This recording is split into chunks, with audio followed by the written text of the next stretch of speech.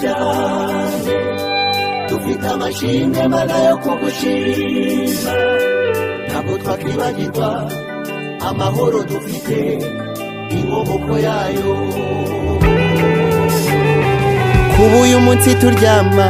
tukabona ibitotsi ntibagirwe ko hari n'ibi twaraye dukanuye kuba uyu munsi hirya no hino tuhafite inyubako